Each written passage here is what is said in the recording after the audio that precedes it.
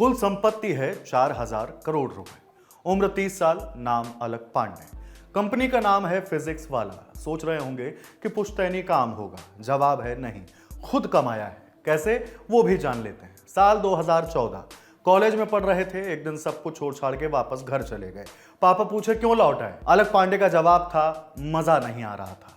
पापा भयंकर नाराज हो गए। दरअसल पिता ने जिंदगी में बहुत दिक्कतें झेली थी। वो नहीं चाहते थे कि उनके बेटे के साथ ऐसा ही कुछ हो। अलक पांडे इलाहाबाद के एक निम्न आय वर्ग वाले परिवार से ताल्लुक रखते हैं। इंडिया टुडे हिंदी से जुड़े विनय सुल्तान ने अलक की जिंदगी का पूरा किस्सा तफसील से लिखा है। अलक के परिचय से शुरू करते हैं। आज उनका एक परिचय यह हो सकता है कि वे एडटेक की एक यूनिकॉर्न कंपनी फिजिक्स वाला के संस्थापक हैं। एक परिचय में यह भी कहा जा सकता है कि देश में फिलहाल उनके 21 ऑफलाइन कोचिंग सेंटर चल रहे हैं, लेकिन उनका सबसे मौजूद परिचय शायद यही होगा कि प्रयागराज के कालिंदीपुरम इलाके से गुर्बत झेल कर निकला एक ऐसा नौजवान जिसने थोड़े ही समय में अपनी मेहनत और हुनर से वह मुकाम हासिल किया जो गिने चुने लोगों के ही हिस्से आता है। अलक का बचपन निर्मम आर्थिक तंगी में बीता था। उनके पिता एक कंस्ट्रक्शन ठेकेदार हुआ करते थे, लेकिन कारोबार में उन्हें लगातार घाटा हो रहा था। जब अलक तीसरी क्लास में थे तब प्रयागराज के साउथ मलाका इलाके के घर का आधा हिस्सा बिक चुका था। छठी क्लास तक आते आते उनका पूरा घर बिक गया। उस दौर को याद करते हुए अलक कहते हैं कि हम लोगों की आर्थिक स्थिति इतनी खराब थी कि 8वीं में पढ़ते हुए मैं 5वीं तक के बच्चों को ट्यूशन पढ़ा रहा था। मेरी माँ एक प्राइवेट स्कूल में टीचर थी, बहन भी ट्यूशन पढ़ा रही थी। इस तरह हम सब घर का खर्चा चलाने के लिए कुछ न कुछ कर रहे थे।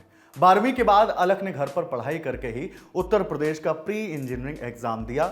इसमें उनकी रैंक 600 के आसपास थी। उन्हें सूबे के सबसे अच्छे सरकारी कॉलेजों में शुमार कानपुर के हरकोट बटलर टेक्निकल इंस्टीट्यूट की मैकेनिकल ब्रांच में दाखिला मिल गया।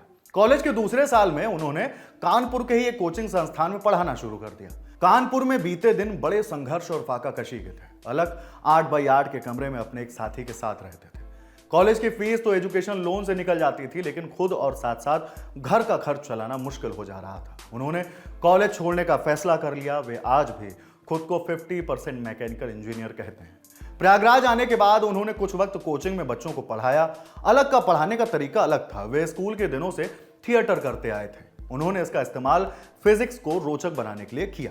बच्चों को उनका यह तरीका पसंद आने लगा। उनके बैच में भीड़ भी बढ़ने लगी। अलक ने अब और गंभीरता से सोचना शुरू कर दिया कि वह कैसे और ज्यादा स्टूडेंट्स के पास पहुंच सकते हैं। इसका जवाब था यूट्यूब। साल 2015 में अलक ने यूट्यूब पर अपना एक चैनल बनाया। नाम रखा फिजिक्स वाला अलक। इसी नाम से एक फेसबुक पेज भी बनाया गया। शुरुआत में अलक ने अपने पेज से साइंस, मीम और क्विज डालना शुरू कर दिया। 2016 में अलक ने यूट्यूब के लिए वीडियो शूट करना शुरू कर दिया, लेकिन वहां पर कोई खास सफलता नहीं मिल रही थी। 2017 में दो चीजें हुई। पहला, भारत में सस्ती 4G सर्विस का आना। दूसरा, अलक का रणनीति का बदलना। अलक खुद ICSE बोर्ड से पढ़े थे। उन्हें अच्छे से पता था कि इस बोर्ड में पढ़ने वाले बच्चे साधन संपन्न वर्ग से आते हैं और इंटरनेट पर उनके लिए कोई खास स्टडी मटेरियल उपलब्ध नहीं था।